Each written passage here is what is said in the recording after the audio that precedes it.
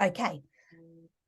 Hello, everybody. It's Vicky from the PFFA here, and tonight I have the great pleasure of introducing John Metcalf, who is going to be talking and teaching us on this workshop about growing beyond the basics and how to level up our garden with advanced soil health techniques.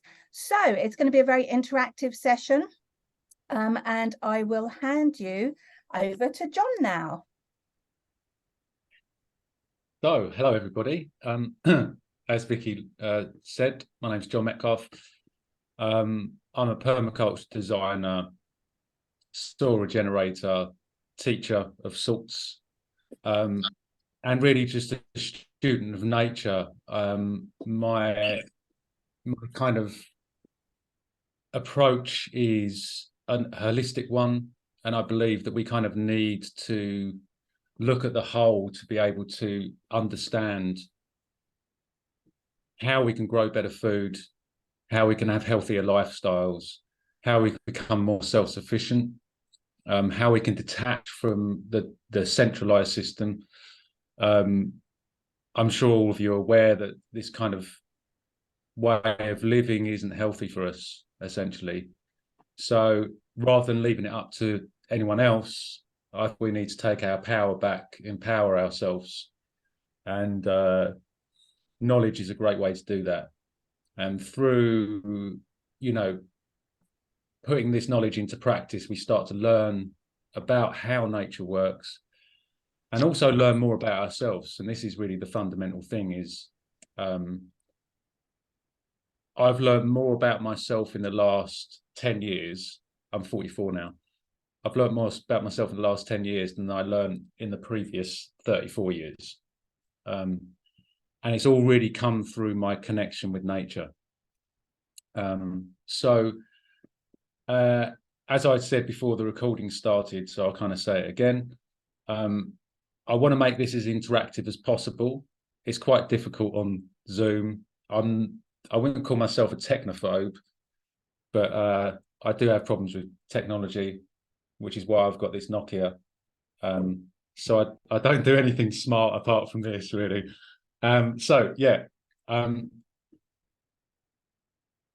is an amazing thing. And, as I mentioned in the webinar, those top few inches feeds everyone on the planet, or feeds every living being on the planet, the herbivores, the carnivores, us, the fungi. And it's amazing micro ecosystem. And if you get your soil right and you focus on your soil, it's like focusing on the foundations of a house. If the foundations are weak, the house is going to fall down eventually. So the stronger and more resilient we make the soil, the more biodiverse, the more it will give to our plants. There is a caveat to that. Plants are really like the engine which fuels the soil. So if you just have soil and don't have any plants, it's not going to work.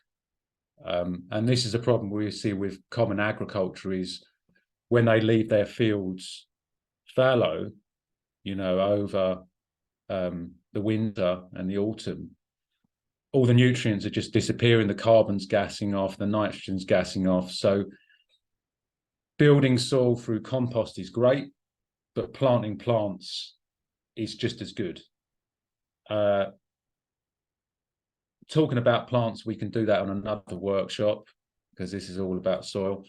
So what I'll do is I'll start to share my screen and then we can go through, if I can find it. Now, where is... Now, I'll give us 2 secs because I seem to...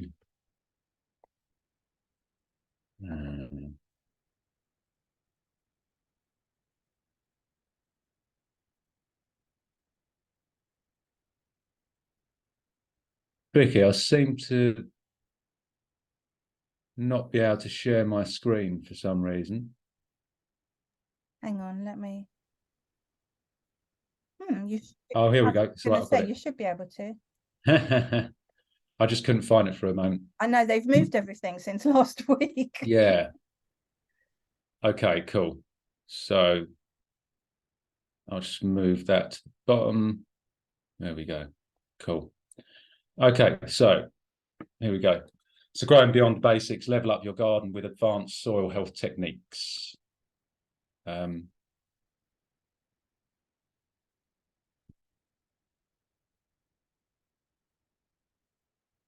Yeah, I'll just give it a moment.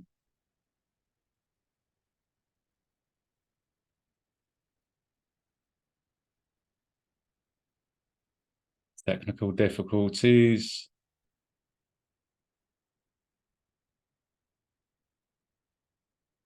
Okay, here we go. Right, so regenerative soil workshop. So I want to set the precedents and set the table, really. So these are some of the questions I want you to think about. And I'd really like it if there could be someone who volunteers. As I said, if nobody wants to volunteer, then Vicky's put herself forward. But all of these questions are really important so you can find out which is the best thing for you to actually do to remediate and regenerate your soil. Because there's so many different composting techniques and so many different things that you can make yourself or you can purchase. And they all work, but they're all contextual. So these are some of the questions. And then I'll take you through some slides, but if someone wants to volunteer, then take your microphone off or just write it in the chat, and then Vicky can kind of put you forward. So really important. When I first started growing, I wanted to grow everything. And I ended up overwhelming myself because I only had a certain amount of space. I just had an allotment. So I could only grow a certain amount. Now, with permaculture, you can grow more in a space than you would do with like a conventional growing system because you use things like companion planting, etc.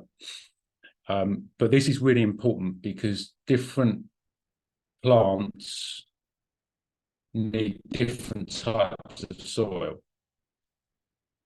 That being said, there's always caveats to these things.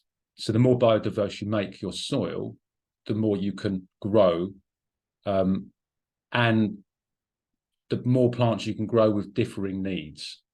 And that's on one of the slides I've got, so that'll become a little bit more obvious. So what are you going to grow? You know, do you want to grow tomatoes? Do you want to grow brassicas? Do you want to grow fruit bushes? All of these things require a different pH and a different type of soil.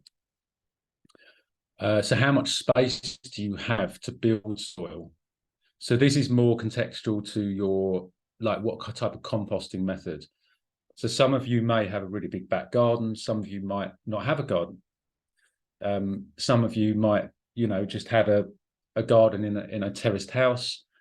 So how much space can you commit to building soil?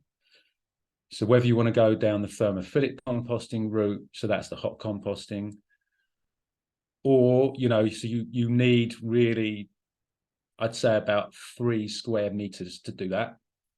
So that includes where you're going to store your stuff before you build it, the actual building of the thermophilic composting itself, and then room to turn the pile.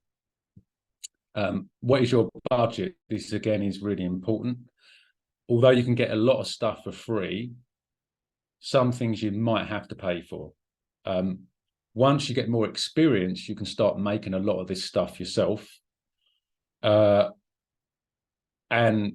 sometimes not having a lot of money makes you more creative. So, you know, when I first started making compost, I didn't have a lot of money. So I had to think, like, where can I get this product? You know, so I went to go and source manure from a local small holding, and it was free because she had to build up a manure. She wanted to get rid of it. So it's a win-win situation. How much time and energy can you commit? Now, when I was doing my piles, you'll see that I had like 4 or 5 on the go at once, but I was having to spend all day turning them. You know, every 3 days I was having to spend like 6 hours turning them. So that kind of, I stretched myself a little bit at that time. Luckily, I wasn't really working because I had a little bit of money behind me, but that was my work. And then what resources can you access? So this kind of connects to who do you know who might be able to help? So as I said, I had to do a bit of digging about, but I went onto a local website, which was Southeast Essex Organic Gardeners website. And on there, they had a bunch of ads where people were giving away manure for free. They were giving away wood chips.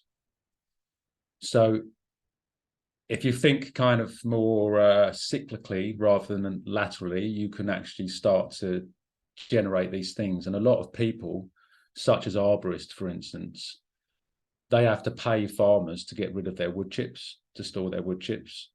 So you're going to be doing these people a favor. So it's just a matter of like clicking on to, I use Brave browser, but whatever browser you use, and then you can find these things. So if you don't have enough time or you don't have enough energy, for instance, you know, if you can't do a thermophilic compost pile, but you want to do one, who do you know that might be able to help you? You know, could a neighbor help and then you could give them some of your compost? Could you get a family member around? Could you get, you know, someone who's perhaps a little bit younger or a bit stronger? No offense, obviously, to anyone, but if that's your situation, then get them involved, and it's a good way to build community. And then who can you trade and team up with? So I was lucky that I had 2 friends that were interested in it as well. So they helped out when they could. And that was really good because we started to swap ideas. Oh, what else could we add to this, you know, to make it more biodiverse? So they're the types of questions that I'd like you to think about, and kind of get into the mindset of asking those questions for yourself, because it really starts to help you to connect the dots about what works, what doesn't work. And the other thing I want to say before I kind of move on is, although there are prescribed methods to follow, what works for you might not work for someone else. And this is such a new industry, I suppose. You know, there's so much to discover. People are coming up with new, different ways of doing things all the time.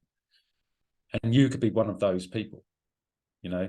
So I mean, I heard a story about this guy who was making a thing called lab, which is lactose bacillus. And by accident, he spilled spirulina in it. Now, that spirulina made that lab so much more biodiverse that he was able to inoculate his compost with it, and he ended up with really good compost. So just little things like that can really make a difference. So the soil jar test.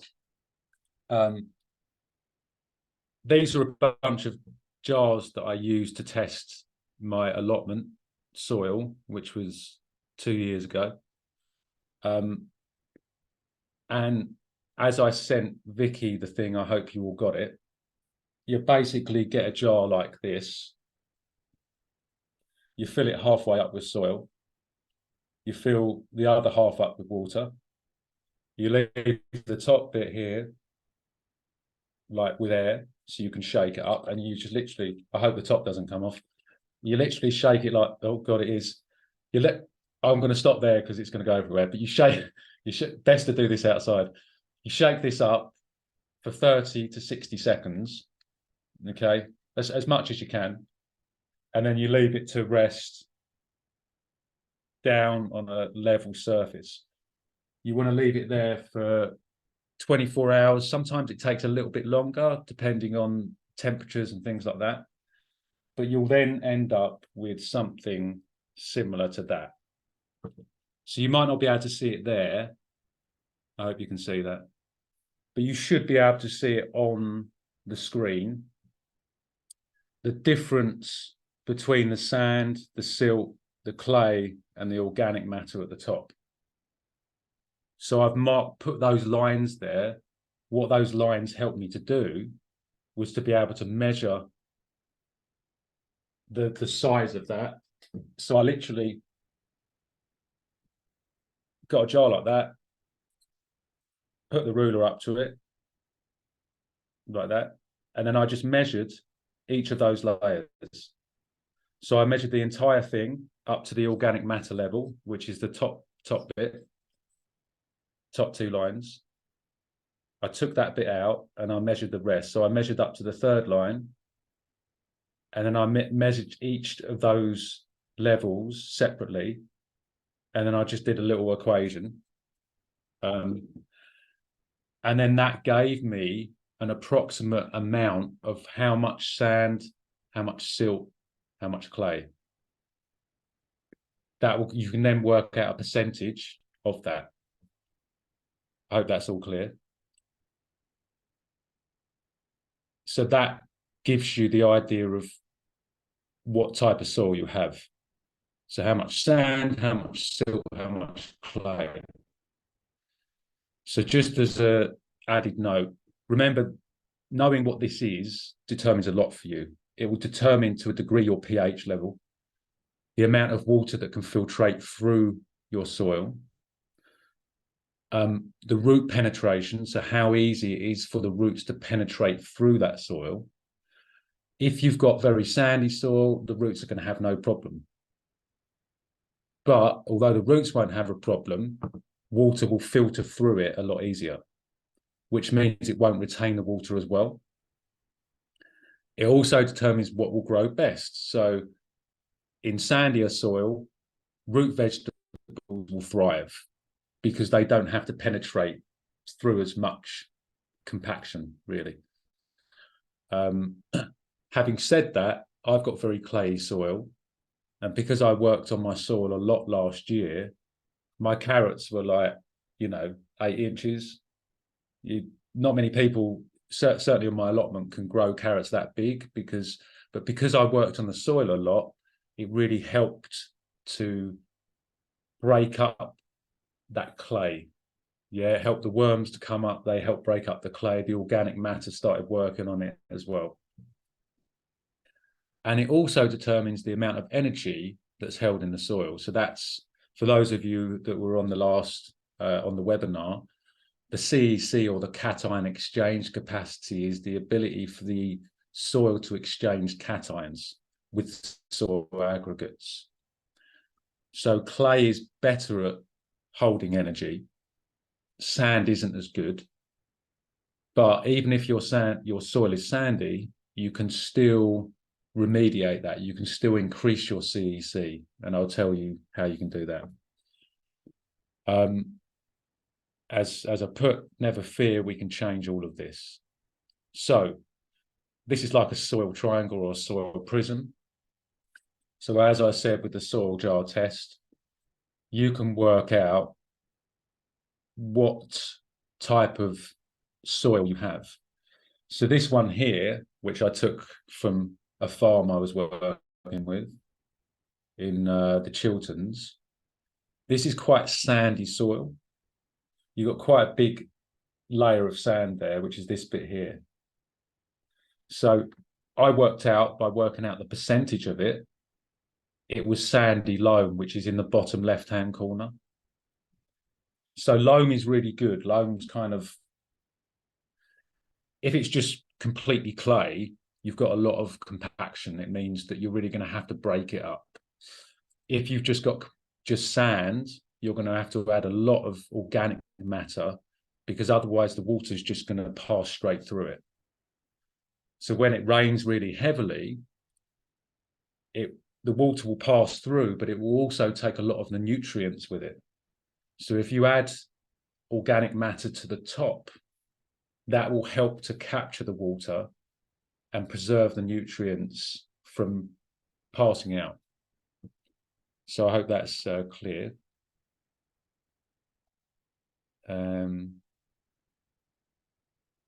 Okay, so Sunny asked, did this come before? Yeah.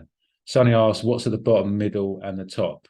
Okay, so Sonny, the sand is at the bottom, the silt will be in the middle, and the clay will be at the top. And you might, depending on what your soil's like, you might have a little layer at the top. You probably can't see that because it's so small, but there's a tiny little layer at the top. It's probably about 2 millimeters, which is organic matter. So we want that organic matter to increase, because the more organic matter you have, the more nutrients are held, the more microorganisms will be in there, the better your soil will cope with weather extremes. So if it rains a lot, more rain will be held in there. When you have periods of drought, any rain that's in there will be held in that organic matter. If you don't have a lot of organic matter, that moisture will just evaporate off. So I hope that's clear. Okay. If it isn't, just please like pipe in. If you want to take your microphone off and just ask, please do. Okay, cool. So next up. Hiya. Yeah. Hi, this is Gillian. Hello. I'm very, very new to all of this. So when you say you add organic matter, what do you mean by organic matter? Great question, Gillian. Great question. So what I'll do is I will just go through to the organic matter slide. Okay. So organic matter is simply living or dead organic material. So anything that grows is organic matter, essentially. Anything that's been growing and has been cropped is organic matter. So, or anything that comes out of an animal is organic matter. So anything that life produces naturally, it's probably the best way to put it, is organic matter. So whether that's grass or hay or wood chips or manure, these are organic matters. Weeds are organic matter. All of those things constitute organic matter, essentially. Does that answer your question? Yes, it does. Thank you. Yeah, cool. But I'll kind of go through that and it will become a little bit more evident. Okay. So yeah, great question. Thank you, because it's important to know all the principles of it. So in my opinion, organic matter is the most, well, most people that do this type of work will say organic matter is the most important thing. What's happened over the last 100 years is that through the chemical agricultural practices that most countries have been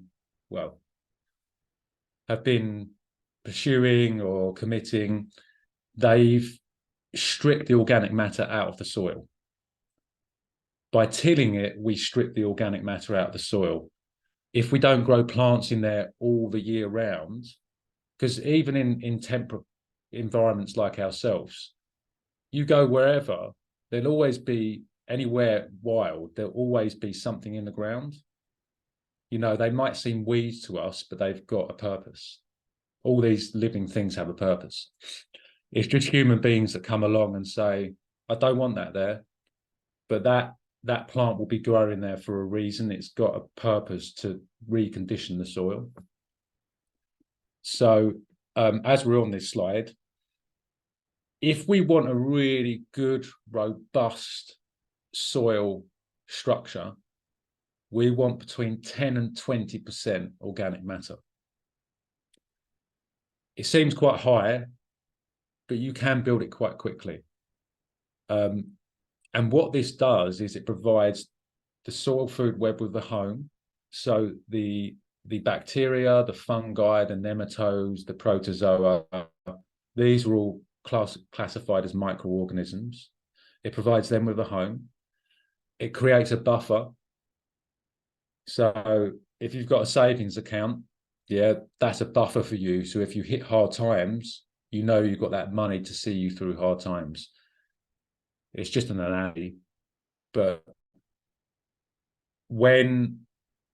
if you go through a drought period, that soil organic matter will provide moisture to the plants, you know. So those plants rely on that soil organic matter, rely on the moisture, soak in the microorganisms, they rely on that moisture to keep them going.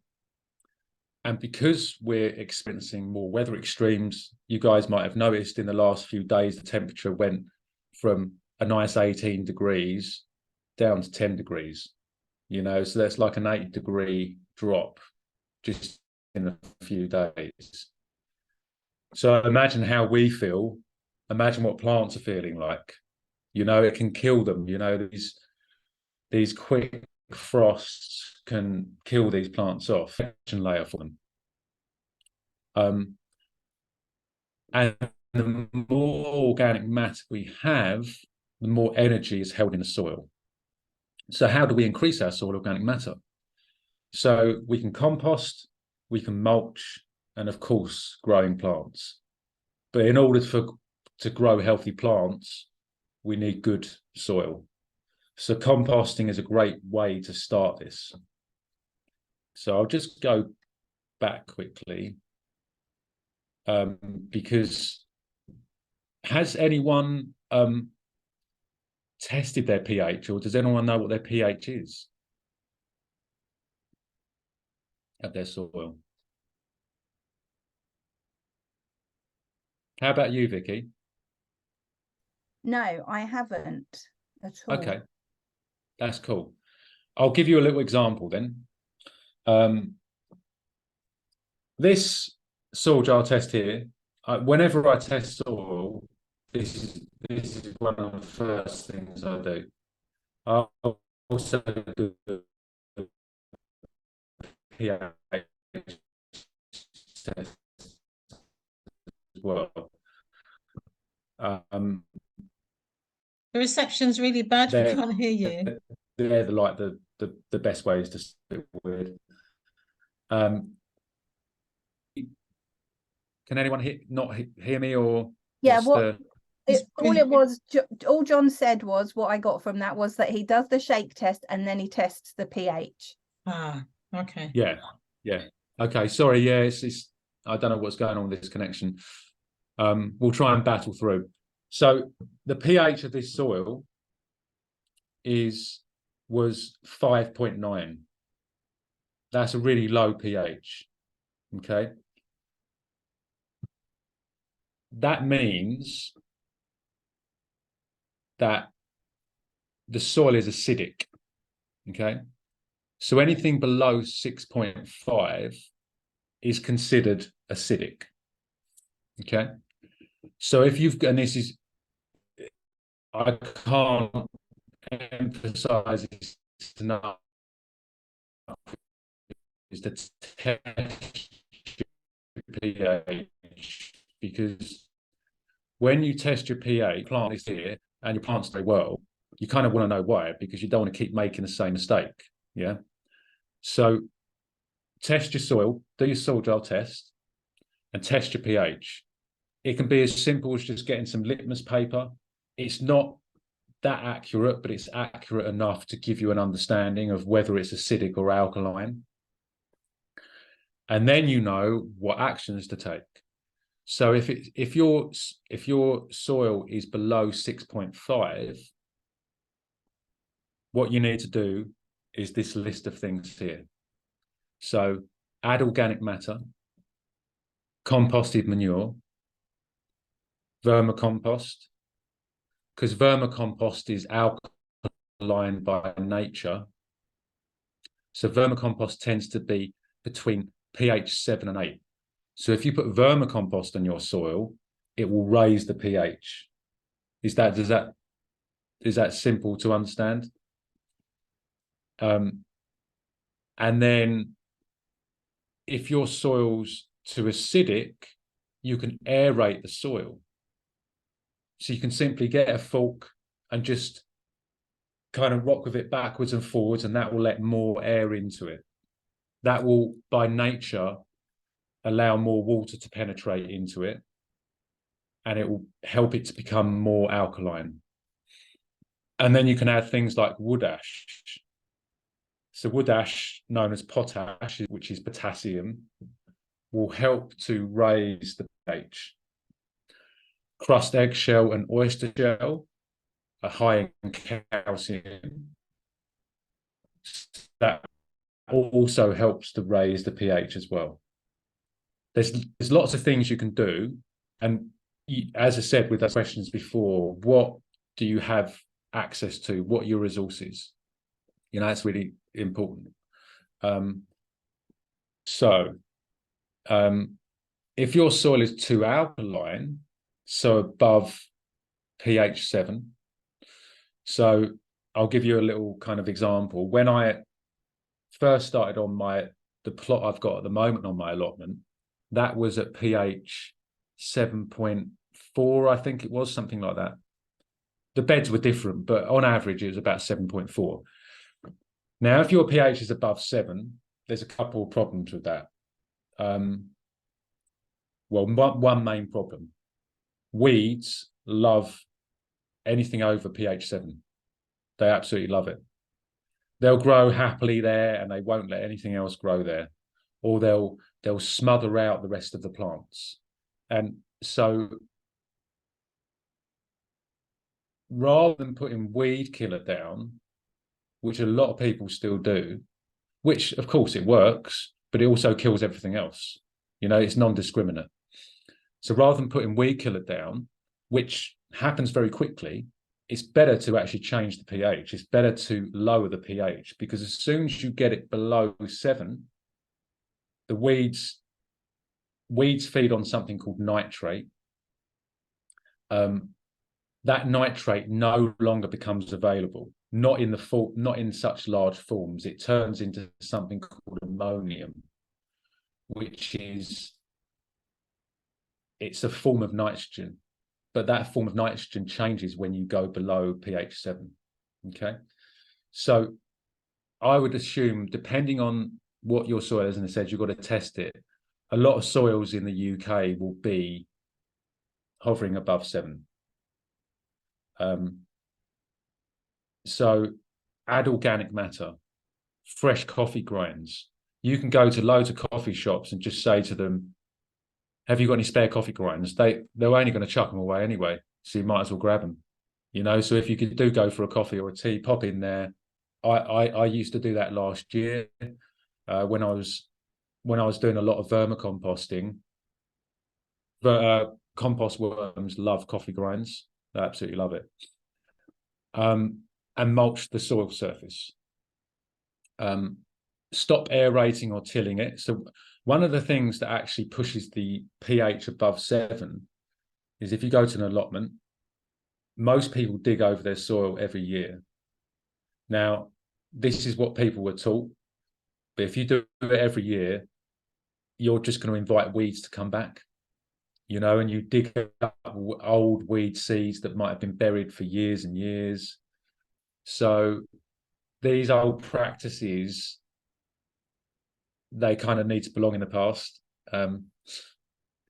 So if you're feeling a little bit adventurous, you can try these different things below.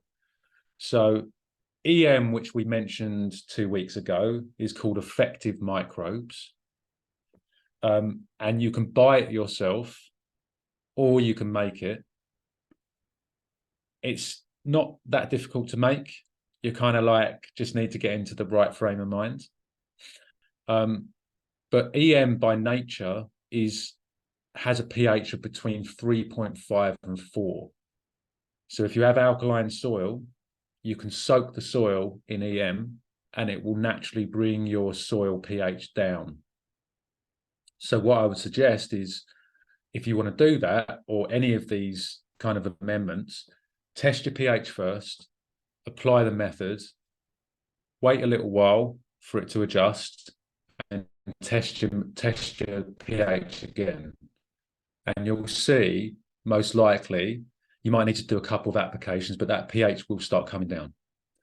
Brown rice vinegar, which you can purchase, you need to dilute this, but that also is acidic in nature, as all vinegar is. So that will help bring your pH down. And then fungal compost tea. And I'll show you how you can kind of make a fungal compost. And then soak in a mycorrhizal inoculant. So mycorrhizal inoculant you have to buy. There's plenty of places you can buy it. I can send Vicky through some links so you've got access to that. And apply humic acids to the soil. Again, you can buy those, but certainly with the humic acids, once you start making your own compost, humic acids are part of the compost pile itself. So there's methods you can do to extract those humic acids out of the compost pile. And again, keep the soil moist, because when soil dries out and it's alkaline, it becomes more alkaline. So if you keep it watered, it will help to keep that pH down. So I hope that's clear. So what do you want to grow this or next season? I know that last time we had someone from New Zealand, which is why I put this season, because obviously their spring is coming up. So brassicas love pH around 7. They'll do really happily in that kind of area. You might have a couple of different areas in your plot or your space, and some of the soil might be a different pH than others. So this is why it's good to test different areas, because that will help you identify what you can grow in what area. Like with me, one of my beds was under 7. It was one of the only beds that was under, I think it was 6.9. So that's where I put my fruit bushes, because anything that has woody material, what we call lignin, that thrives in a lower pH. So like blueberries, for instance, love pH of around 5.5. But we're always aiming to have a variety of pHs. In healthy soil, pH can change every micrometer, literally.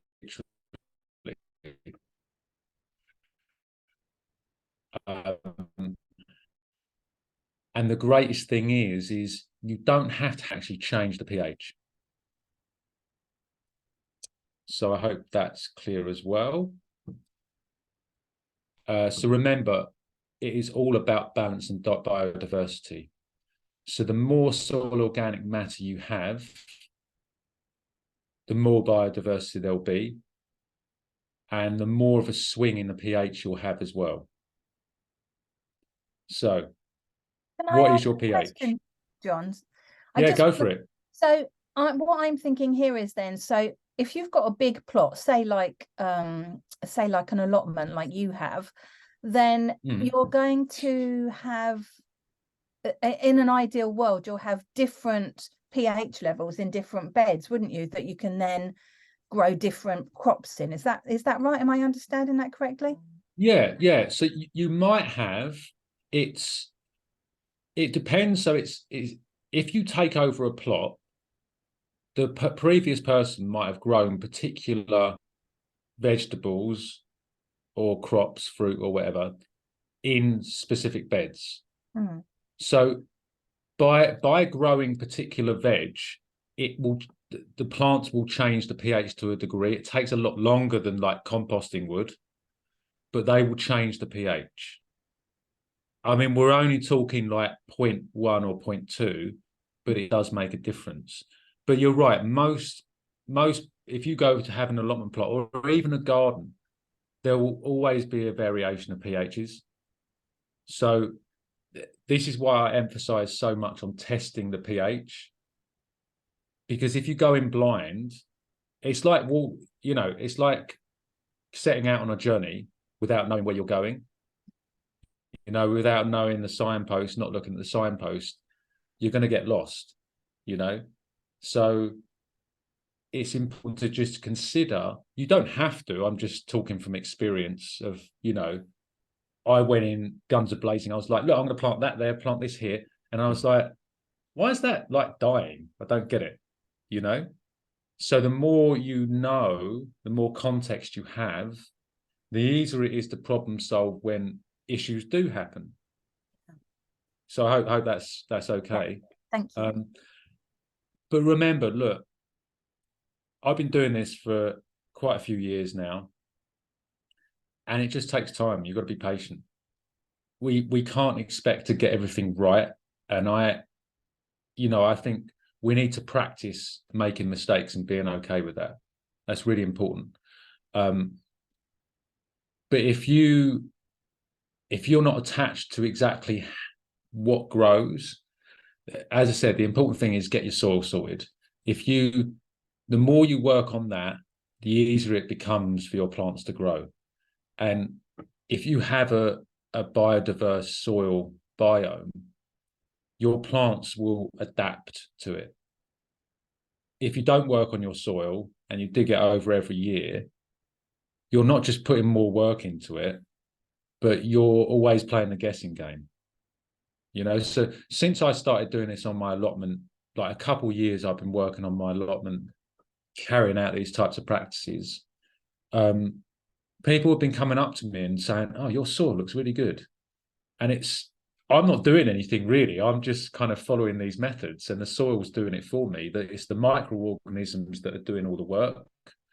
And this is the greatest thing about following these types of practices is, as the years go by, you have to put less and less work into it.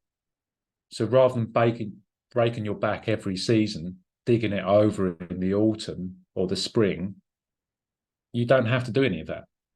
You just chuck some mulch on, make some compost, and what we're trying to do is give it back to nature, and nature will give back to us. John, can I ask? Yeah, sure. Obviously, this is for if you have like maybe various beds, but what if everything you planted is in pots? Because this year I've done a few things and I planted them all in pots. Okay. So would I just plant the same thing again next year in those pots? Would I change things around? Should I change I'm starting to do some composting, but Okay. I've got some question on that when you've got some time. Yeah. But with things in pots, what would you do in terms of, obviously the soil is probably going to be various pHs, I should imagine, because I've bought all different compost trying to get the right one this year. It's been a bit mad. Yeah. So look, this is all possible with pots as well. So again, test the pH of the soil in your pots. Okay. That's the first step. Depending on what you are growing in those pots. So for instance, if you're growing potatoes, you definitely don't want to be growing potatoes in there again, because potatoes are have these soil-borne diseases. So potatoes, tomatoes, you have to be careful of those to a degree. But you can, with pots it's a little bit different because you can top it up. So depending on, can you give me a little bit more detail about? Okay, so what you I want to grew grow? some potatoes. Yeah. And they turned out quite well. And I also grew some tomatoes, and they had, I think it was blighted, but they really got diseased and then they died. I don't really know why. And I grew some beetroot. Okay. And cucumbers and butternut squash. Cool. Okay. So I will first of all deal with the tomato problem. Yeah. So blight is a really common, it's a fungal pathogen. That's what blight is. Blight is really common, and it tends to happen for a couple of reasons. One, if there isn't enough airflow for the tomatoes. And the other one is when you have humidity. So if you have like heat and then rain and then heat, it will produce like a humid environment. Okay. That stresses the plants out because of the change. And that's when fungal pathogens can attack. So when the tomato plant is first growing, you can kind of, you know, cultivate it to give it more air between the stems. That's one thing you can do. Mm-hmm. You can move any tomato plants. If you're growing a couple of pots together, move them a bit further apart. Okay. So if one of them gets it, I mean, obviously these things are airborne. Sometimes they're in the soil as well. But the thing that I did this year, because we got blight last year, we live in Barnet. It's called Barnet blight, Oh, and it killed all the tomatoes. yeah. And 2 years previous on my allotment, I had the same problem. And I was like, what do I do? I think, was it 2 or 3, maybe 3 years ago? Because after all this period, I've like times kind of, I went into a time vortex. But I was like, why did that happen? And it could be those reasons. But also, I know people, I found people since then that have grown tomatoes that have been really close together in a greenhouse and they haven't got it. So it can be where you live. You know, certain areas have microclimates which make them more humid. But one thing I found out about 2 years ago was when plants are not at their full optimum health, this is when disease and pests start to attack them. And this is the way of nature. Nature, the way evolution, well, we can't get into this because it's a whole philosophical discussion, but when something's weak, it gets taken down. You know, and whether that's an antelope that gets eaten by a lion, right? They always go for the weak one. It's the same with disease and pests. Is they will take out the weak plants because they need to go back into the cycle of death so they can feed the soil. And the healthy will survive. So there's 3 things you can do. There are amendments which you can make pretty easily, which you can use them as foliar sprays or soil soaks, or even next year when you grow tomatoes, you can coat your seeds in these things. Okay. Okay. Is one of those hydrogen peroxide? You can use hydrogen peroxide, but I wouldn't go there because it does have some adverse effects. What you want to think about is, why do fungal pathogens attack plants? How can they get into the plant? And the reason is because the cell wall of the plant is weak. That's how they get in. So I'll just go through all my slides and I'll show you what you can actually do. So there's a thing called water soluble calcium, which you can make pretty easily. You just need eggshells and vinegar. Eggshells and vinegar. And vinegar. So you can use normal like brown vinegar. You can use apple cider vinegar. You can use vinegar? Brown rice. Apple cider vinegar. Yeah, okay. Any vinegar works as long as it's above 3% acidity. Okay.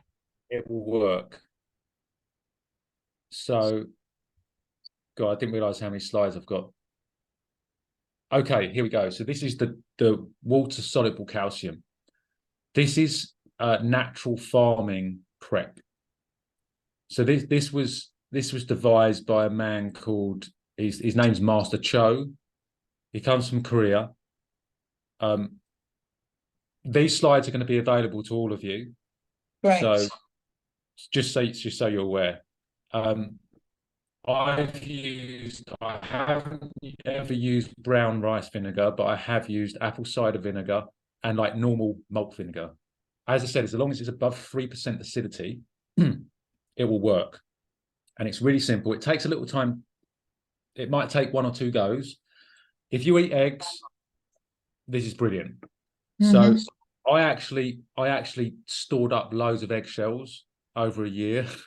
Wow. I had a massive plastic bag full of eggshells just for this. So you get your eggshells, you smash them up. I put them in a plastic bag and just beat them with something. Hmm. So they're nice and finely smashed up. Then try and make sure like the membrane, not the membrane, but any liquid is off there because it makes it easier. Smash it all up. Don't put too many in a frying pan, but put enough so it covers the base of the frying pan. Put it on a medium heat and just start to cook the eggshells. Open a window because it smells. Oh, If you can okay. do it outside, great. My girlfriend Monica was like, came in, it was like, absolutely stinks in here. And I was like, yeah, but I'm making WCA. Yeah. And it saved us this year. So what you want to do is you want to char them, and at the same time you want to blow the membrane off. Now, how I did this was You want to I do opened what? you need to blow the membrane off. Oh. Yeah, on the inside of the eggshell, you get a membrane. Mm-hmm.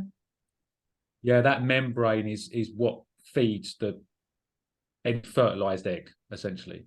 So that membrane, we don't want that. So you need to blow that off. So you can do that by tossing it and having a fan so the membrane blows off the actual shell. Or Okay. what I do is I'll toast it for a little bit, then I'll put it near a window and I'll get like a bit of cardboard and I'll just fan it like that. Okay. I've actually got a video of this on my YouTube, like video, whatever you call it. And what you'll see is you'll see the membrane blow off, Okay. right? Oh, You do that interesting. a few times. Yeah, it's really honestly, this stuff is so fantastic. You'll be like, oh my God, I'm like a chemist, you know? It's basically like cooking. I mean, that's all you're doing. You're just using natural ingredients to make inoculants. So make sure they're charred, and you'll know when they're charred. You'll see them brown, but also if you like hit a spatula on it or something like that, or make a little crunch, that's when you know. So once all the membrane's off, you can turn off the stove and just leave it to cool down. Okay. Then you want to pour the eggshells into an open mouth jar. Mm-hmm. Now, depending on the amount of eggshells you've got, you need to make it about 1/10 of the volume of the jar. Okay. The rest of it, you put vinegar in it. So Okay. whatever vinegar this is.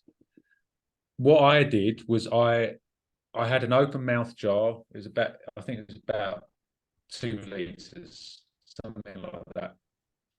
And then I measured so I could mark out in 11 lines. So I knew that the first line would be eggshells and the other 10 lines to the top line would be the vinegar. Uh-huh. Yeah. And then once you do that, pour in the vinegar really slowly, because what will then happen is a reaction will happen. And what it is the acidity is stripping the eggshells of the calcium. This is Ah, where you get the liquid calcium from. wow. Then you cover it with breathable paper. Okay. And you want to place it in a warm but out of sunlight area for 5 to 10 days. Airing Check cupboard that. would be good. Yeah, something like that. Yeah, that's perfect. And depend on the temperature and the type of vinegar you've got, because some of them are a bit more acidic than the others. But as long as it's 3% acidity, it will work. I'll use That ACV. calcium. Say that again. Yeah, I'll use apple cider vinegar. Oh, cool. Yeah, great. That will strip it off, and then after those 10 days, you'll give it a little shake. What you'll see is you'll see all these bubbles come off the eggshells, and the eggshells will be shooting up. Like they'll just be shooting everywhere. Mm-hmm. Yeah. that means it's working. So once you've done that, all you then need to do is drain, get another jar, put like a, like a filter, or you can use cheesecloth, or you can use anything, but you want to drain the liquid off from the eggshells. You can then use the eggshells for something else. You can put them in your pots if you want, or you can put them in a compost or something like that. There's still going to be a bit of calcium in there in the shells, but most of the calcium is going to be captured in a liquid. Yeah. That's WCA. Amazing. So that WCA can then be used as a calcium foliar spray. So when you grow tomatoes next year, you can, and there are a couple of other ones which I'll tell you about, but we'll probably leave that for a workshop in the spring, because you can't do them just yet because of seasonal variations. You can keep that, as long as you keep it in a cool place, out of sunlight, that will keep, and you keep it covered, that will keep for a long time. It's shelf stable, basically. Okay. But I would wait until the spring to do it. It's probably not worth doing it now. I mean, give it a go if you want to, just to practice. But I would wait, because it's going to be more effective the younger it is. Yeah. And then you just need to water it down, because remember, it's going to be quite acidic. So you don't want to kill your plants with it. So if you water it down, you usually do a watering down of like 1 to 10 or 1 to 20 with water. Okay. Get a little spray bottle. And then when your tomatoes, when you start to flower and the fruit starts to come, spray it on the leaves. And that the leaf will take that into the plant itself, and it will strengthen it. So calcium, boron, and silicon all strengthen the cell walls of plants. It's those three things that make cell walls strong. So, if you're getting blight, your soil doesn't have that in the right amounts. Otherwise, your plant would be strong enough to fight off the fungal pathogens. And it's not just blight, it applies to mildew as well. Mildew is the same thing. So if you're growing squash or cucumbers, like you said, butternut squash, if they get mildew, you can do the same thing. Okay, great. Yeah, cool. Brilliant. You said you had another question. I can't remember what it was. Sorry. Was there anything else you had?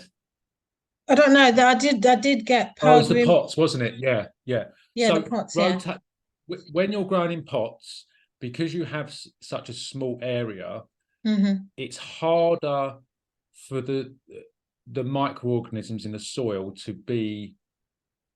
kind of keep things cycling. So it's good if every year you can make good compost. I mean, how much room do you have to make the compost? Interesting you should say that, because I started a compost pile this year, and I think I'm going to dump it because I've put so much citrus stuff in it. Oh, because we eat a lot of oranges and satsumas, and there's got loads of those in there. We eat a load of other vegetables and stuff, so all of that's in there. And I don't know whether or not, I was going to ask this question, whether or not I should just kind of get rid of it, take it to the dump and start again. Okay, so the best thing to do is and then I didn't stir it either. I just piled everything in and it's just there. I haven't been stirring it or anything. What does it smell like? It doesn't smell foul. I mean, loads of flies were in it. And it's just there. It's actually in a compost bin. Right. Okay. I wouldn't be too hasty in throwing it away. Okay. I would investigate. I would smell it. If it's got a putrid smell, it's gone anaerobic. I would check to see what type of life is in there, apart from the flies, of course. Because if it's got life in it, if it's got worms in it, if it's got other arthropods like millipedes and wood lice, it's got biodiversity. Okay. Which means that they have to be there for a reason. Because if something's putrid, you're not going to get a lot of biodiversity. Right. So I would check on that. And because there's no point throwing away because you might be able to use it. Yeah. The thing is, it's So I would then. It's very compacted. Go So on. I'm thinking of taking the whole. I think in order to stir it, I'll have to take it out of the compost bin Yeah. because it's just not moving. Okay. Okay. So yeah, you might be. I mean, I think in times like this, you've got to use your intuition. It's like, does it smell okay? Does it look okay? How long has it been sitting there for? I think about since the beginning of the year, I started Okay. it. Yeah. All right. And And how much is it broken? How much is it broken down? it's broken down quite a lot, but I kept topping it up with, I've got loads of grass cuttings, which are on the side. So every Okay. time I put the food scraps in, I would dump some grass cuttings on top of the food scraps. Okay. So it's probably going to be very high in nitrogen Okay. because food scraps are packed full of nitrogen. If you're dumping fruit on there, it's probably going to have quite a lot of potassium in there as well. So I mean, it's still, I would smell it to see if it's okay, check for the life, then see if you can get your hands on, because now's a really good time to compost because you can't grow much now. Yeah. So you might as well put all your effort into composting. And if you've got a base there, you've got a starter, Yeah. you can kind of go from there. So there's a couple of things you can do. Depending, if you want to scrap it, you can scrap it, and you can either start a new compost pile or you can maybe change your approach. Yeah. Okay. So you could potentially try something like vermicomposting.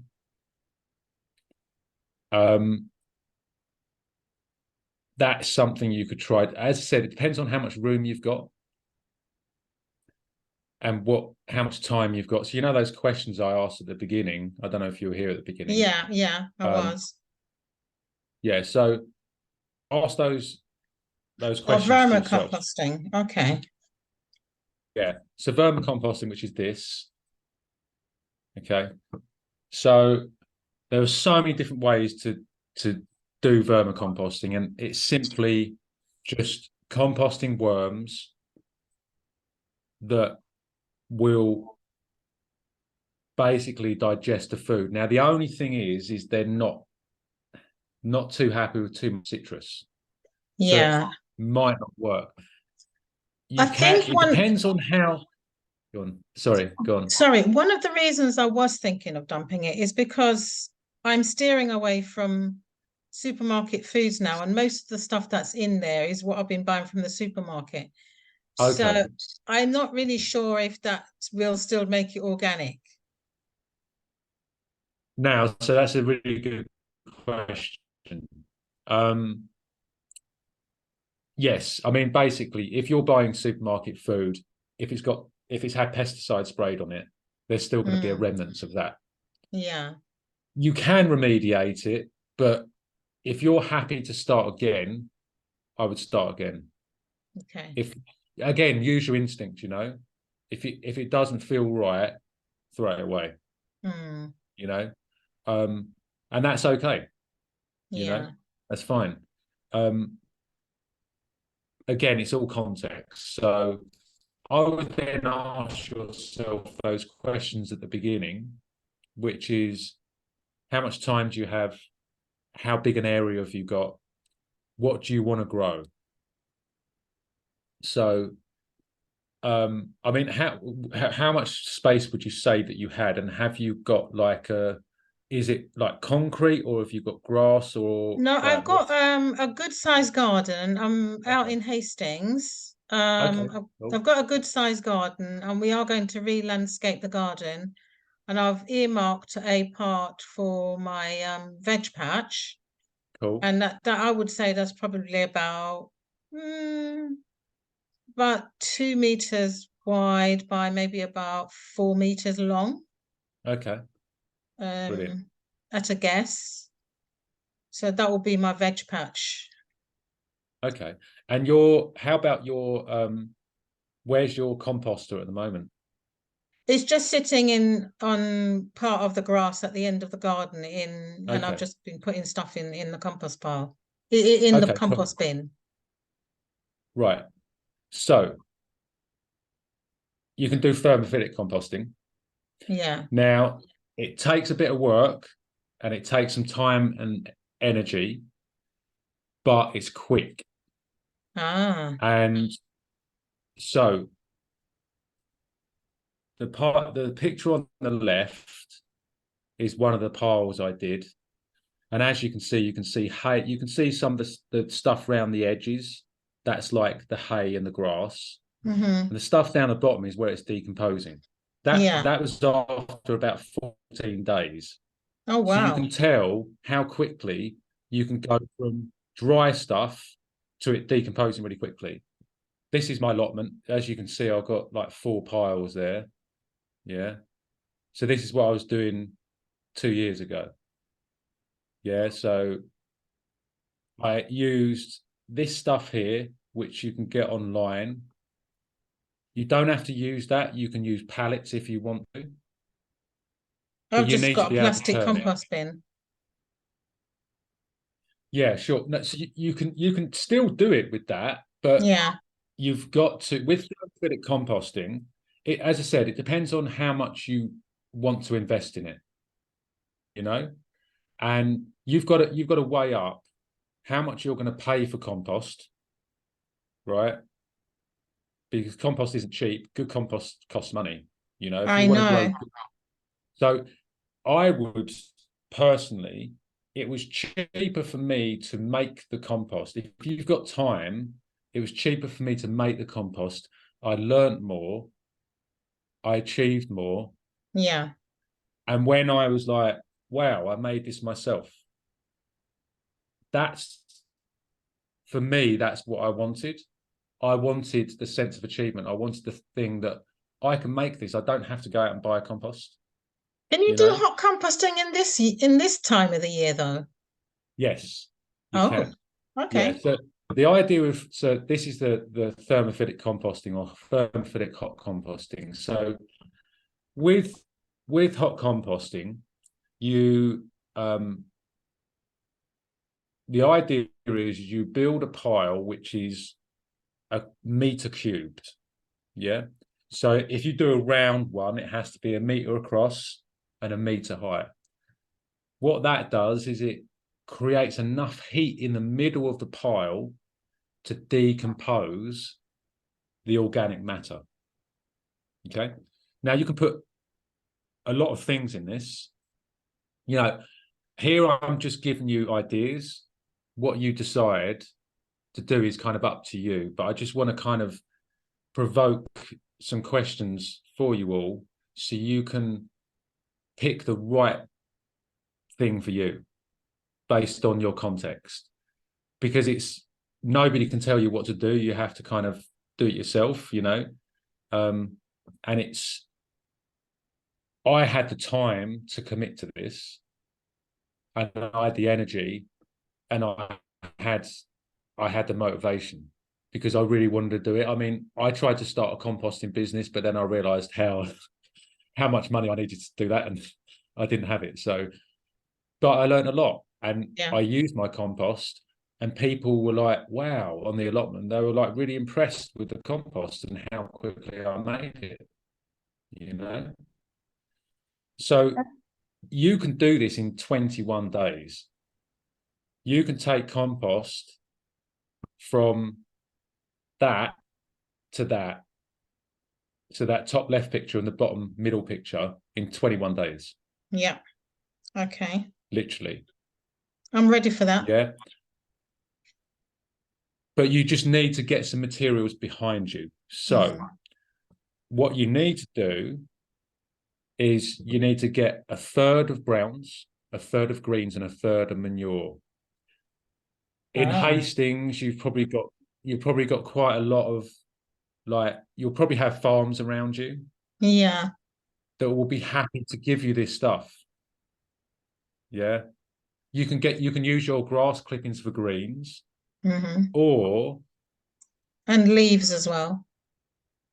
Yeah, so all this, that's a composting, that's all the materials. Well, there's loads more, but these are the materials. So on the left, you've got green, in the middle, you've got browns, and on the right, you've got manure. Yeah. So yeah, so what I did was I had grass clippings. So again, think about what you want to grow. If you're going to grow the same that you did last year, you want your compost to turn out around the 6.5 to 7 pH. Yeah. That's what you want to aim for, because those veg will thrive in that. Yeah. So you want to use a third of the greens. So if you're buying like organic fruit and veg, you can use those scraps. Yeah, that's what I'm doing now. Yeah. Brilliant. You can use coffee grounds, or I picked up some from I picked up some from Costa Coffee. Brilliant, excellent.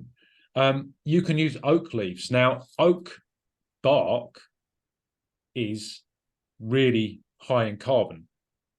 Yeah, but oak leaves are not. So now is a perfect time. All the trees are dropping their leaves. You can go and collect them up. You know, I've got an oak tree in my front garden. But right, do you know what I did?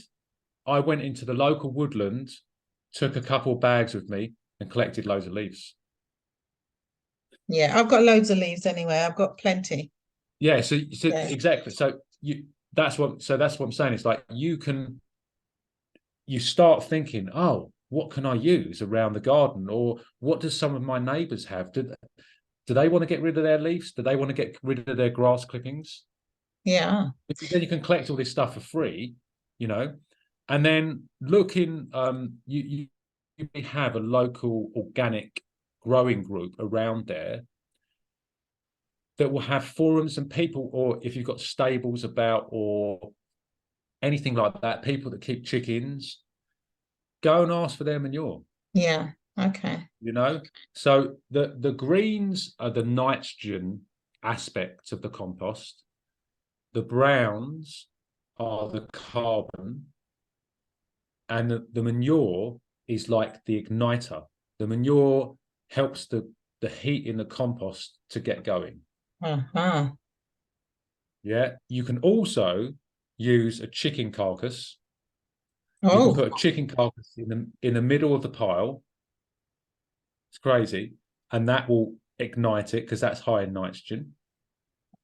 As you can see, what cooked? Is that cooked chicken? Yeah, cooked chicken. So once you've stripped the chicken of it, stick it in the middle. Even if it's got salt in it? Yeah. Oh, fine. Wow. Okay. As long as it's not loads of salt, as long as you're not like, you know, and you can, I've also used urine. Oh. I use my own urine to start my compost pile. Okay. So yeah, why not, you know? Wow. Before that. I think I'll have to start collecting it. Yeah. That's what I used to have a little pot there that I used to, you know, pardon the pun, but piss in the pot. I did have a pot to piss in. Wow. And I used that in all my compost piles. Oh, fantastic. I like that idea. So yeah, it's cool. And this is what I mean. It's like, yeah, go for it. Those are really great questions, Gillian. So when it comes to manure, I've heard that depending on the type of manure it is, it depends how old you need it to be. Is that true or not? Like chicken manure, you can use straight away.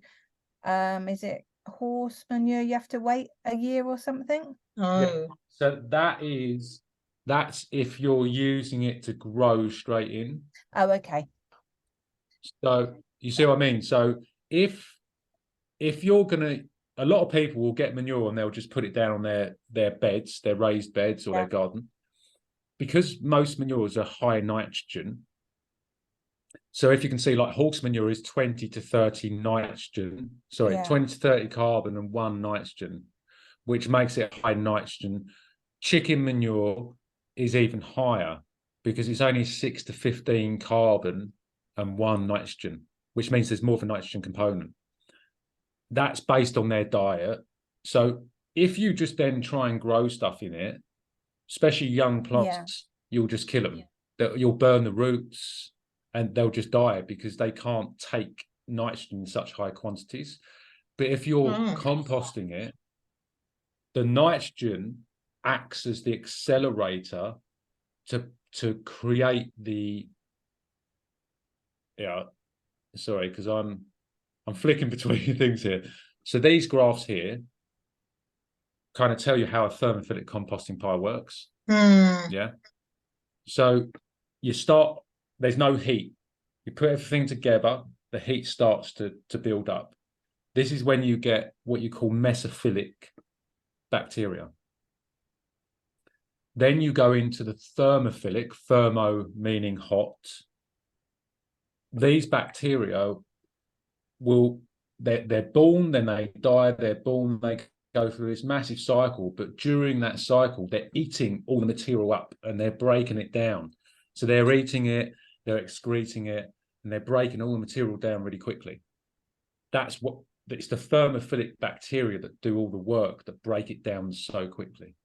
And the person that kind of brought this into the limelight, the thermophilic composting, was Dr. Elaine Ingham.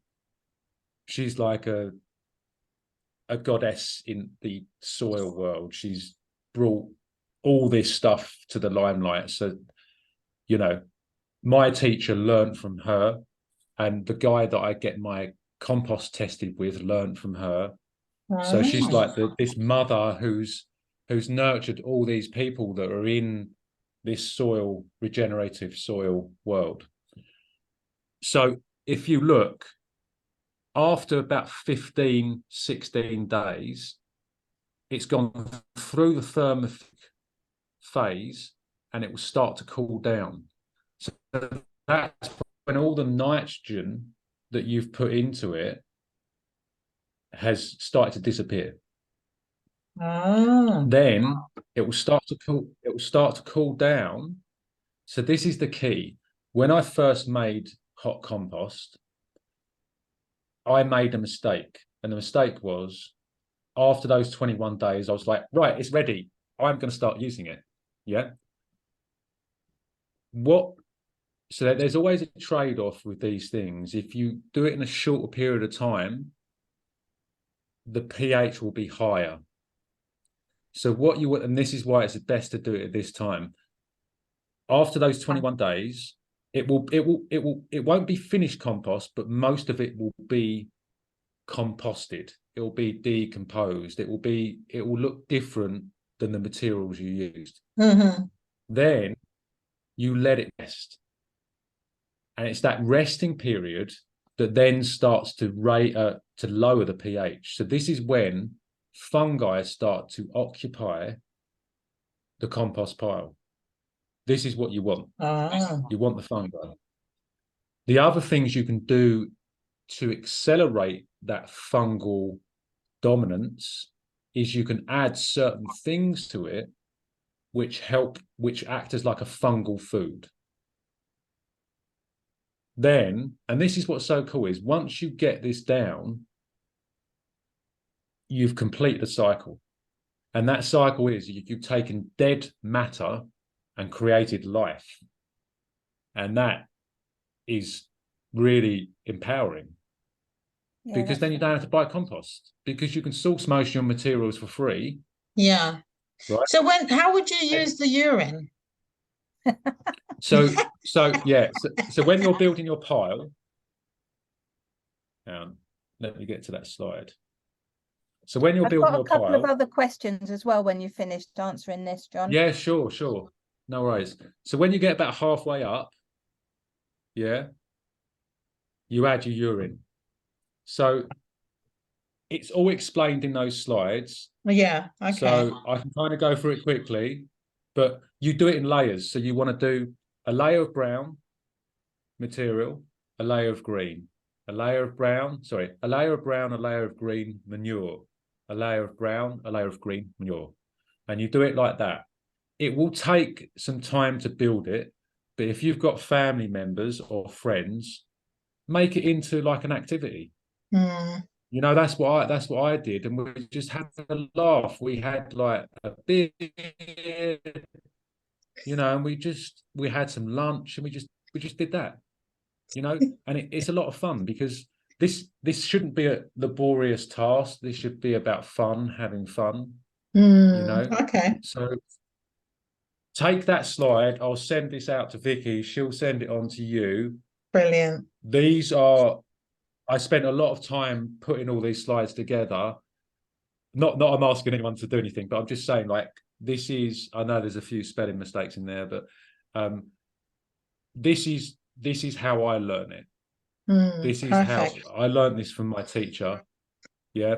So really good questions. And I think if you've got the motivation, do it.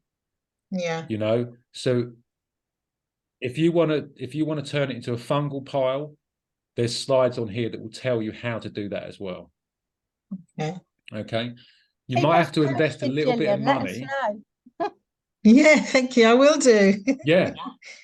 So, You know, maybe record it. And what I'd like to do is encourage everyone on here, connect with each other, give each other feedback. Yeah.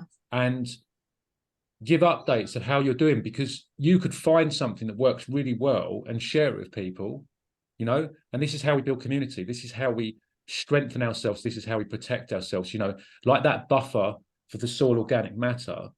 By accumulating this knowledge, we give ourselves that buffer, you know. So thank you. Brilliant. I hope that was good. That was very helpful. Thank you so much. Cool. So No I've worries. just got so Sunny has said, what do you think of compost bins that have a tap at the bottom and you just use this liquid? Apparently there's lots of adverts for these. Oh. Okay, so that's good. It depends on the compost bin. So what you need to take into account with compost or anything that's sitting there is that if you've got an enclosed space and you've got organic matter in there and there's not any air passing through it, then there's a very good chance it could go anaerobic.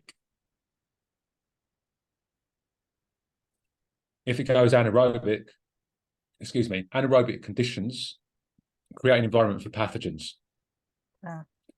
So it's not that it won't work. So one thing you can do is, one thing I did, okay, you can see it actually. In the right-hand picture, you can see a bathtub. Yeah, with a lid on it. That's what I was using for my compost worms. So the reason I used a bathtub was, okay, you've got worms will aerate the soil anyway. So vermicomposting works different than normal composting. Yeah. I had, as all bathtubs do, there's a drain hole on the bottom. So every time I watered the worms, I was putting kitchen scraps in there. I was putting coffee grinds. A lot of that provides moisture, but when the soil or the stuff was dry, the organic matter was dry, I would water it. I would have a container underneath the plug hole and I would get worm juice out of it. So the principle of it works.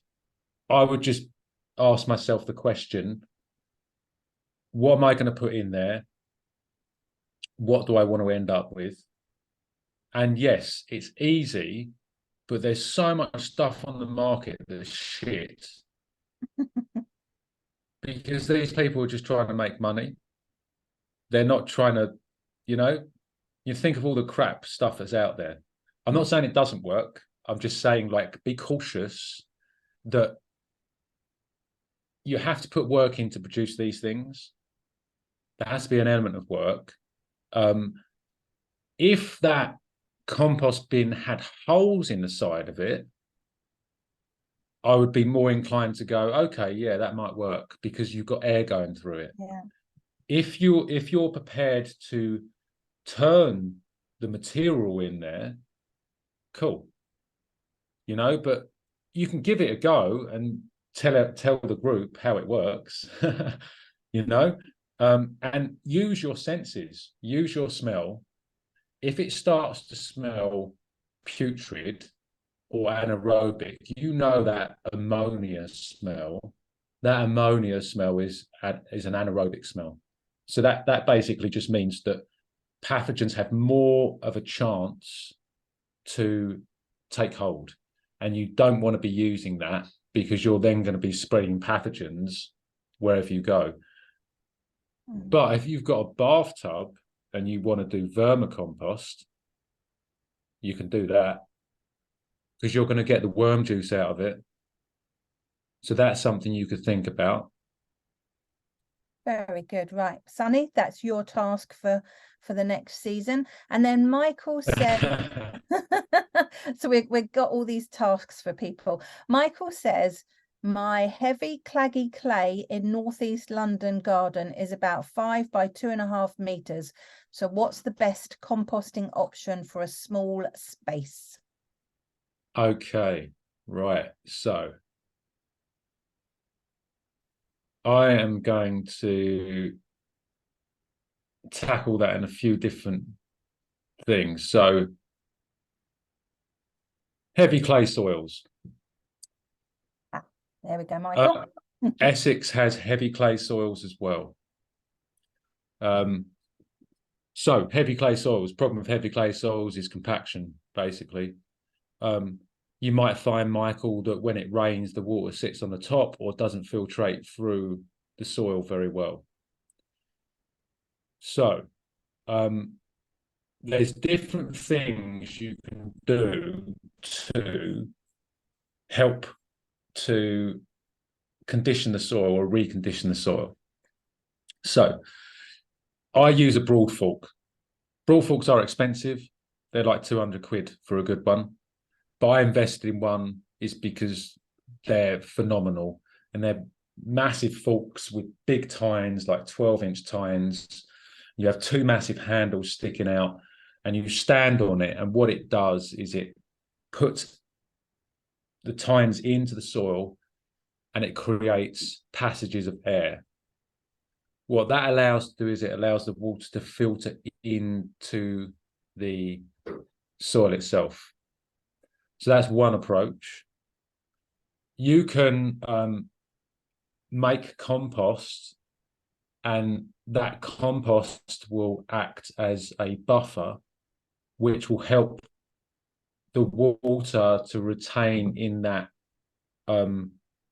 like the soil organic matter level, which means if you have heavy rain, it's not likely to sit on the top of the clay. I mean, Michael, I don't know if you could answer this, but have you observed how the water acts on the clay soil? Yeah, it's basically it just sits there. So much of the winter I can't even walk on the grass because it's like a sponge. Yeah. And last year I did some work around the patio area, the fencing. And once you dig down past the moist area, it's actually bone dry. So about a foot down, the water doesn't even go down. It just sits there. It's really, yeah. Yeah. So very, you've got a compaction poor layer, drainage. basically. Yeah. So you've got with most clay soils, what happens is you because the nature of clay aggregates are really small. Yep. So they hold together. The great thing about clay, and there's always a flip side to every problem. The great thing about clay is it's the best soil for holding nutrients. Yep. So you're going to have a really high, what we call cation exchange capacity. Simply, it just means the soil holds more energy. Okay. So you need to aerate the soil. So you can take two approaches. Yeah. You can dig the soil over. Now, I don't tend to recommend this. Yeah. But if you want to get past this problem, you need to break up that soil. Are we going You have to break it up. So are we going against your rule earlier of digging over? Yeah. Yes, but there's always caveats. Yeah. Cool. There's Okay. always caveats because there's never one size fits all. Because soil and everything is so biodiverse, there's so many different contexts, so many different environments. I used to be, 2 years ago, I was like, never dig, ever. Yeah. But you've got to be open to new possibilities because otherwise you're so it's the good thing about, so what happens is when you dig, you kill the soil life. But if you make compost, you can bring the life back. Yeah. So what I was thinking was just to lay on top of it and raise the beds up rather than dig it all up. Perfect. So that might work better. I'm thinking you can do that as well. That's another good. So there's a thing called sheet mulching. Yeah. So this is like in situ composting. So how much room could you like have a fire in your garden?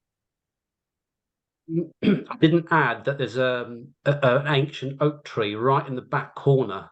Okay. So it wouldn't be, I think it's got a TPO on it as well. So I can't even, do anything with it. Not that I would anyway. So no, of course, no. Yeah, fire wouldn't probably be wise. It's the gardens are quite narrow. Right. Okay. Yeah. The reason I'm suggesting it is there's an amendment you can make called biochar. Biochar, yeah. You can buy this, but it's quite expensive. But you can make biochar, and what biochar does is you can incorporate this into sheet mulching to hold on to the water.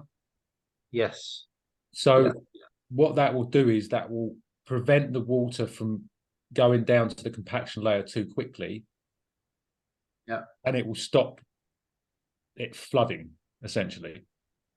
Yeah. But very good point. So if we go down to, so as I said, there's a thing called sheet mulching.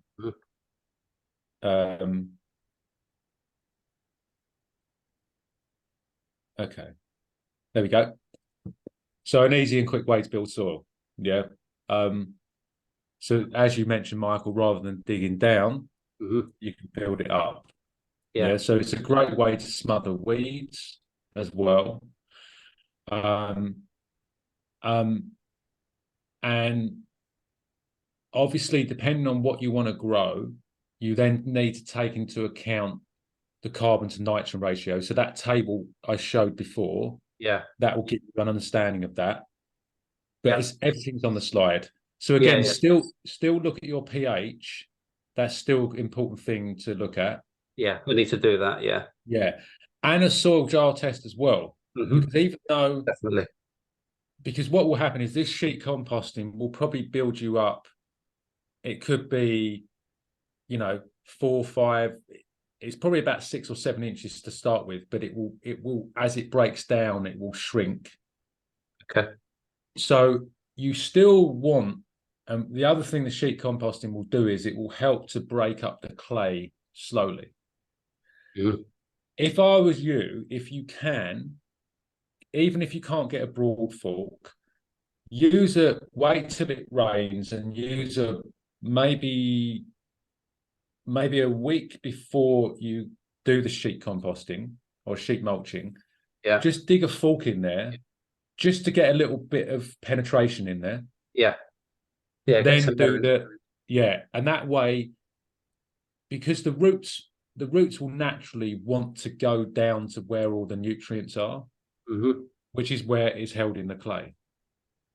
So this is how you can sheet. This is a sheet composting prep. Yeah. So any plants that you have growing around that you want to get rid of, you can chop all those down and you can use them. And then depending on what you want to grow in it, again, refer to that chart. You can then take whatever appropriate action you want. So this is the table. This is the process, yeah? Yeah. So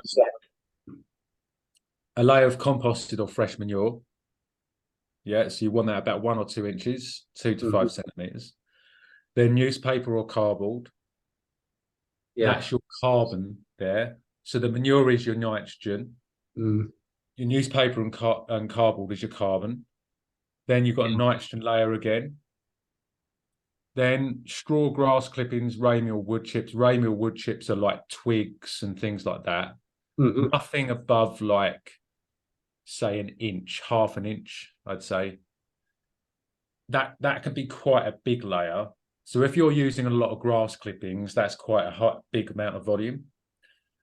Then a layer of compost. You don't have to stick to this. This is just kind of a guide. It's a guide, yeah. Yeah, and then lightly scatter the mold. Yeah, and you know that you mentioned like all those things. Can I obviously I can use the leaves from the oak tree itself because we get that every of course. autumn. But I've actually got brown. I've had them for a couple of years in bags. I bagged them up. Can I use the brown matter as well as the green, as long as it's not of course. gone off? As long as it might be a bit anaerobic. Yeah. But once you expose that to the oxygen, it should be okay. What I would do if I were you is I would let the leaves, before you do it, get the leaves out and let them out into the air. Give them air, yeah. And then check on them. They should be all right. I mean, if there's no visible like mold or anything like that, they should be fine.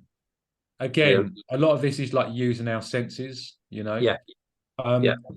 So allow 30 to 90 days for the soil to compost in place. Now, if you have a tarp, you can put a tarp over the top and that will break it down quicker. Right.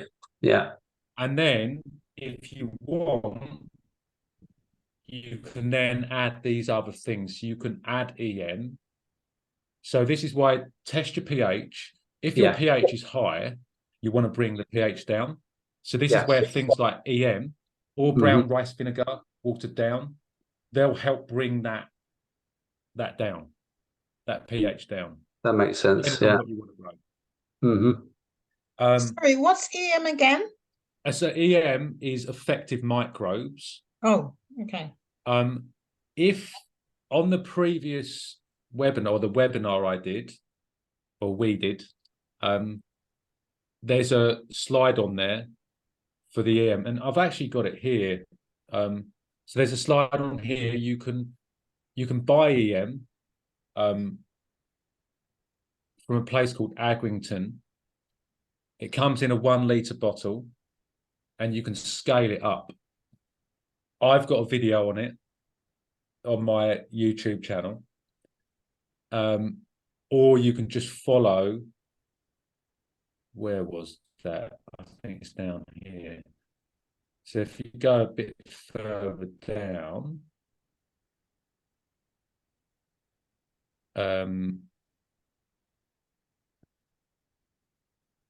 okay. Right. Okay, there we go. So this is EM. Okay. So you can just use the EM bottle, or you can make it. It's not difficult to make. Like, I got an F in science, right? and I make an EM all the time now. You know, I make all these different amendments because it's fun. You know, so all you need is EM, molasses, water, and either bioceramic powder, which is an amazing creation that's kind of come from terra preta, which was a composting method they used in the Amazon like thousands of years ago. Sea salt, sea water. What they are is that they provide the mineral component. The EM is a biological creation by a man called Dr. Heger, who isolated particular microorganisms, put them together and realized that they were really beneficial for plants. They protected them against pathogens.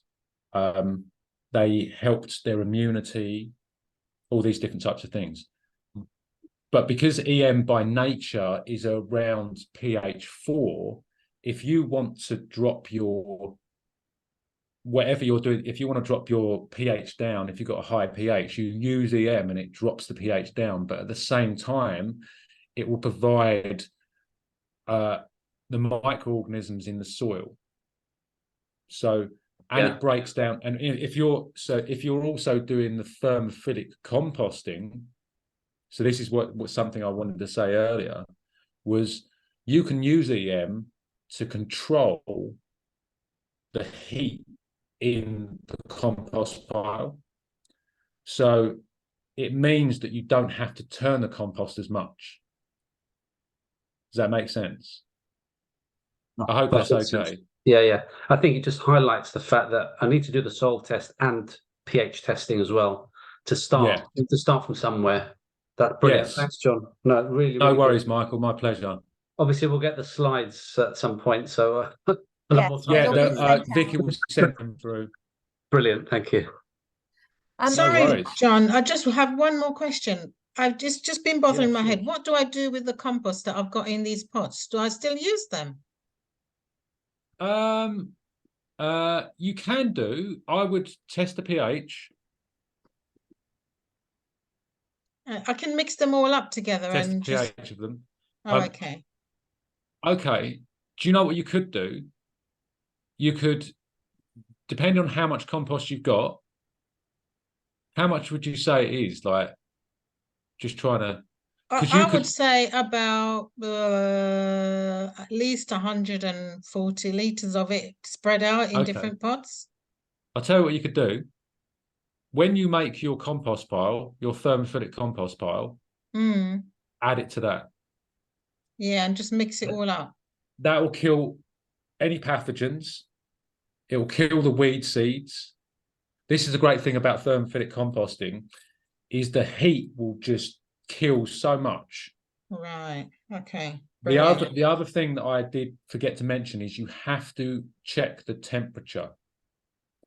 So with a thermophilic compost pile, it will be in the slides. You don't want it to get too hot for too long. If it goes above 65 degrees, you want to turn it. Or add EM, and EM will cool it down. Okay. Okay, so otherwise you start killing the beneficial stuff. Yeah. Okay. Yeah, so cool. that's why these big composting businesses, there's nothing in the compost. It's just organic matter. There's no biology, because they heat it up so much because they want to kill all the pathogens, but they heat it up too much. Okay. Yeah. Cool. Okay. And Thanks. I've got one more question here from Charlotte. Cool. Getting back to wood chip, we often have access to chips that smell strongly of pine. Would this reduce the pH anywhere it is added? Yes. So if you, it will be, I think I put on my little table that I did with all the materials, if I get there. Did I put it here? So so Douglas fir bark. it's really high in carbon, so it will bring the pH down. But it depends on what I put. So on my allotment this year, I tried out to help bring the pH down, because my pH was still about 7. So it was mainly pine bark or pine wood chips, and there were pine needles in there as well. I put it in there and it took the pH down a little bit. I mean, I think I tested it and it took it down by about 0.3 over the season. So I put it on there in, I think it was April or May. And then I tested it again in August. So it does bring it down. But I would say, depending on the room you've got, Charlotte, is test it. I don't know what your context is, but test it on a little area. Because even if you can't lay it straight on your beds, you could still compost it. And the great thing about these types of like wood chips and stuff, using wood chips invites more of a fungal component. And the thing that's missing from most of the soils that we have, whether it's in a garden, a farm, or an allotment, is the fungal component. Because when you dig, especially when you till the soil or you rip the soil or plow it, you kill the fungal component. And we want the mycelium. So, and the greatest thing about these wood chips is when the saprophytic fungi, which is decomposing fungi, gets hold of them, and this happens in the autumn and the early winter before it gets too cold, they will just break it down really quickly. So they'll turn that into carbon. They'll turn it into carbonic substances like humic acids, etc., over time. But if you want to be really sure and you try a little bit, if you can do thermophilic composting, try that as well. Because this year I'm gonna do that myself. I've got like, I don't know, probably about 300 litres of wood chips in the back garden.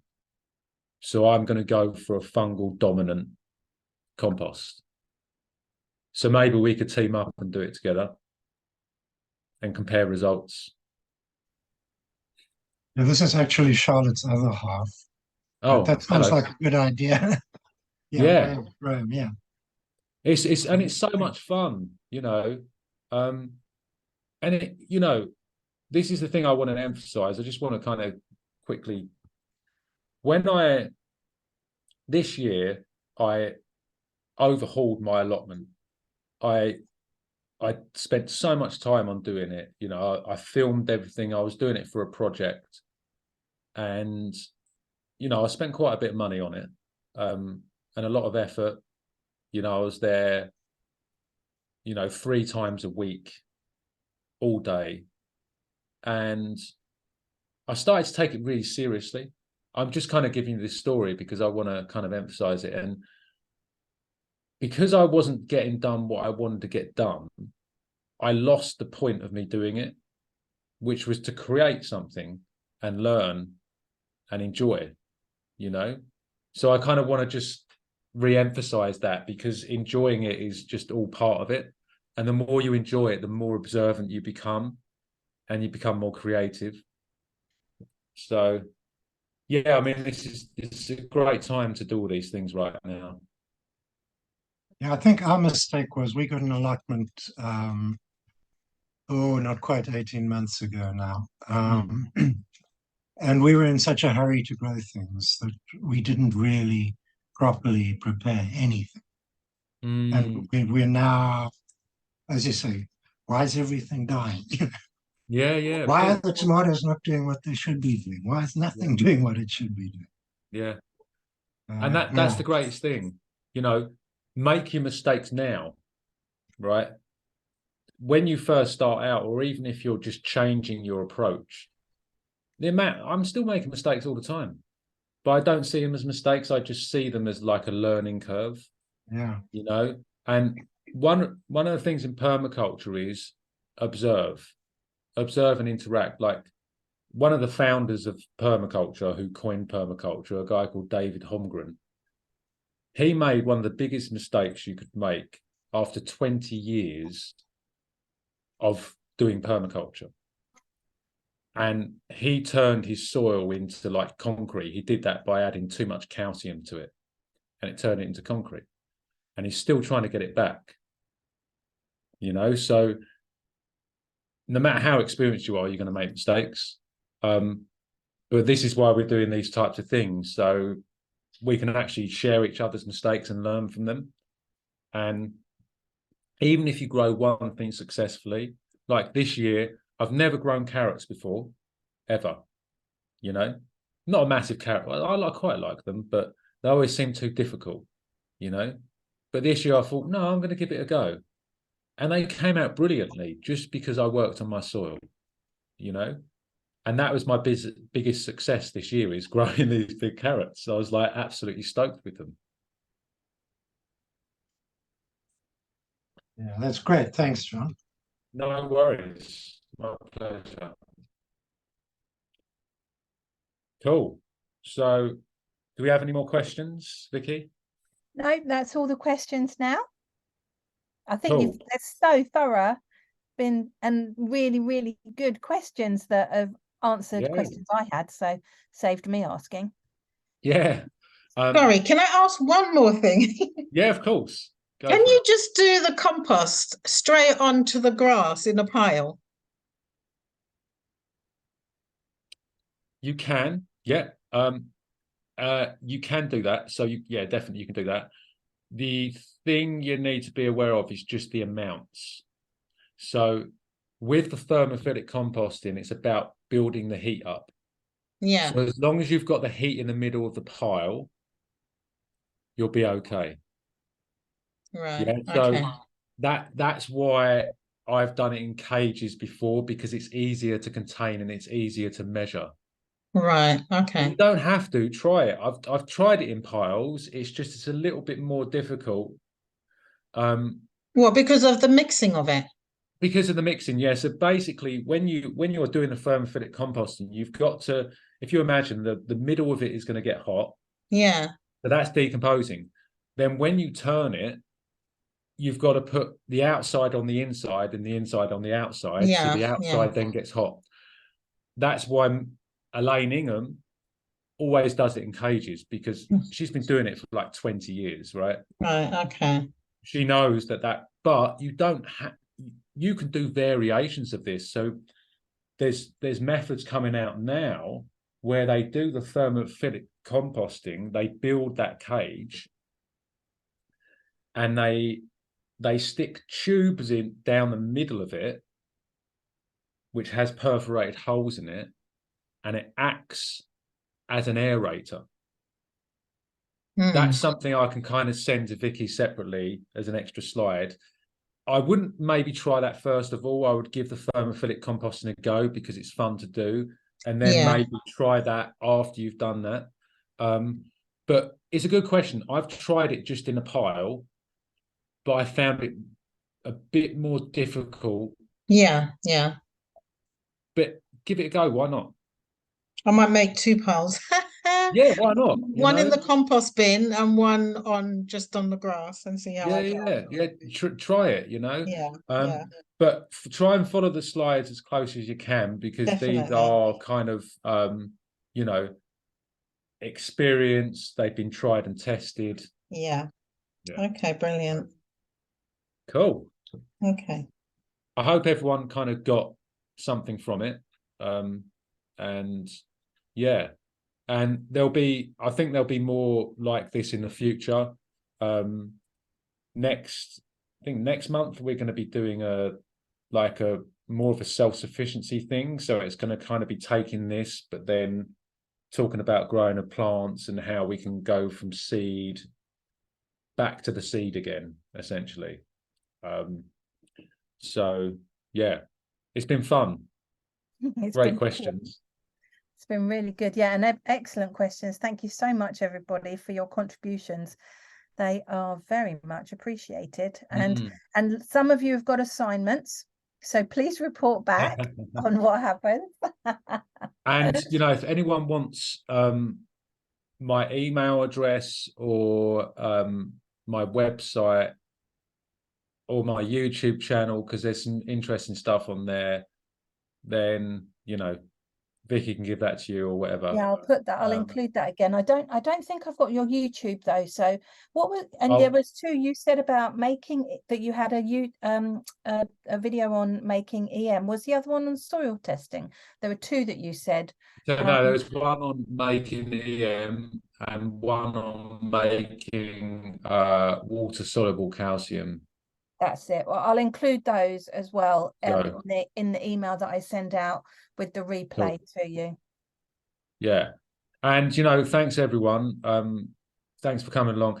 And, you know, I hope you join in future ones as well, because I kind of really want to, I've just teamed up with the PFFA and I'd really like to kind of build a community. You know, I think it's really important. And I know since I've been doing this, I've got so much out of it, and it's really by collaborating that kind of we move forward. So thank you.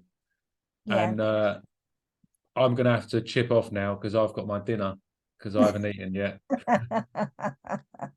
No, thank you ever so much, John, and great information. And yeah, I'm really looking forward to like you said, the self-sufficiency and whatever we come up with after that, or whatever you come up with.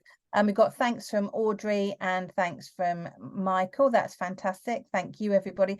Thank you all for all the great questions, and thank you for staying. And you'll get all of those all of the slides, and you can read away to your heart's content. And we really would like your feedback. It's always so good to see how people are improving. I know for myself that I've learned so much just in my few months that I've been here at the PFFA, so it's fantastic.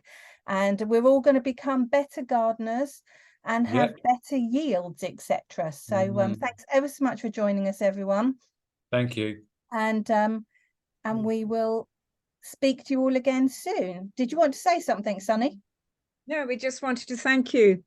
Thank you for joining. And like, you know, as Vicky said, that's all just like, if you want to give me any feedback, wherever it is, you know, I won't take any offense, like, because I just want to improve delivering and, you know, all this kind of stuff. So I'm always up for that type of thing.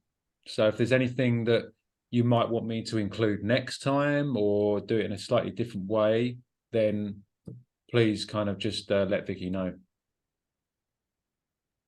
I'm just going to stop recording, just so, but don't leave. I'm just gonna